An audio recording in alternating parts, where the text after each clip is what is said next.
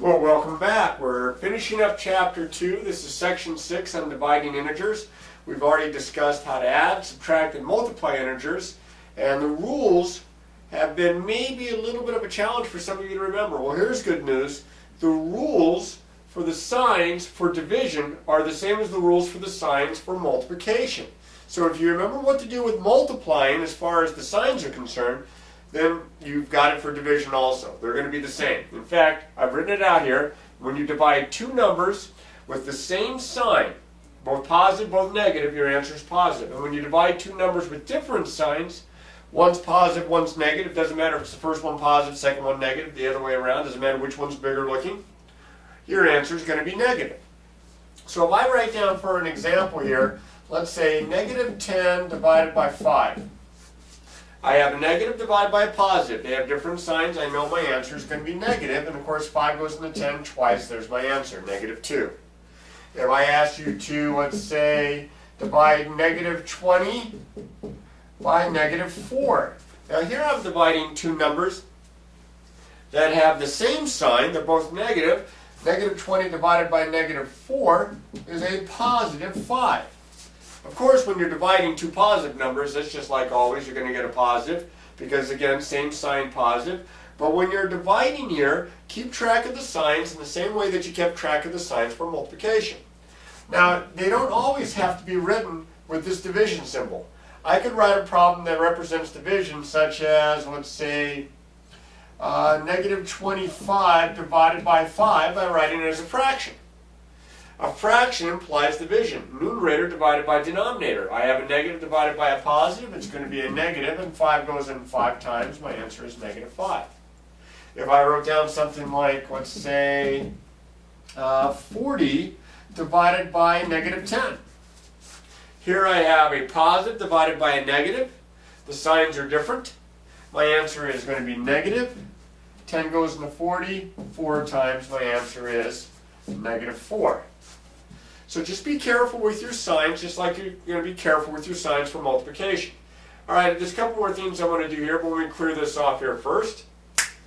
There we go. That's much better. Evaluate if x equals negative 3 and y equals 6. As you can see, I have 4 different algebraic expressions where I'm going to evaluate, again, find the value by substituting the numbers that they give me in the directions into the expressions, and then I'm going to use my order of operations and my rules for positives and negatives. I'm going to start this off here. I'm going to plug in for x a negative 3. This becomes negative 12 divided by negative 3. Well, a negative divided by a negative is a positive, same sign positive, and of course 3 goes into 12 4 times. My answer is positive 4. That wasn't so bad. Over here, I'm going to plug in negative 3 in for x and 6 in for y. So I have negative 3 times 6, and that's all over negative 2. Well, I'm going to have to multiply in the numerator before I divide. In the numerator here, I have a negative 3 times the 6. That's negative 18. And that's going to be divided by negative 2. So now again, negative divided by negative is positive. 18 divided by 2 is 9. I get a positive 9. Over here, I have 36 divided by, plugging in negative 3 in for x, 3 times negative 3. Well, 3 times negative 3 is negative 9, so this is 36 divided by a negative 9. Well, here I'm dividing two numbers that have different signs. My answer is going to be negative. 9 goes into 36 4 times. I get a negative 4. The last problem, I'm going to plug negative 3 in for x, and I get negative 3 divided by 0. And hopefully you saw this way before I got to the problem. You cannot divide by 0. Division by 0 is said to be undefined. You know what it means when you define something? You give a definition, meaning to it. Undefined means it doesn't have a definition, it doesn't have meaning. So negative 3 divided by 0 is undefined. Okay? Now the other example that I have up here is more of an application problem, but it's going to involve a little bit about what we've been talking about. It says in the last 5 years at a high school, the number of students with no tardies. Hang on a second, let me just think about that for a second. Students with no tardies. Oh, that's nice. Oh, I'm sorry. Students with no tardies during the entire year dropped from 315 to 95. What's the average number of students without a tardy in each of these years, these 5 years? So we're going to find the difference here first. It went from 315 to 95. So I take 315 and I'm going to subtract 95 from this. Alright, so that's going to give me a 0.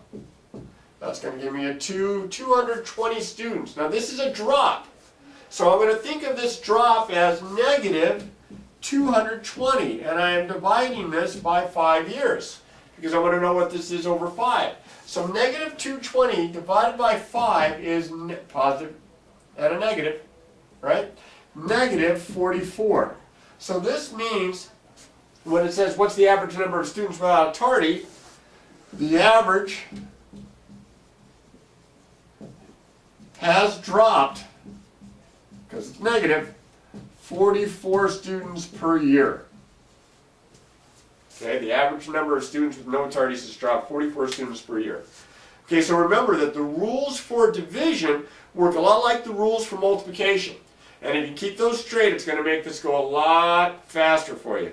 But, you need to do the problems on the worksheet. So remember, practice, practice, practice.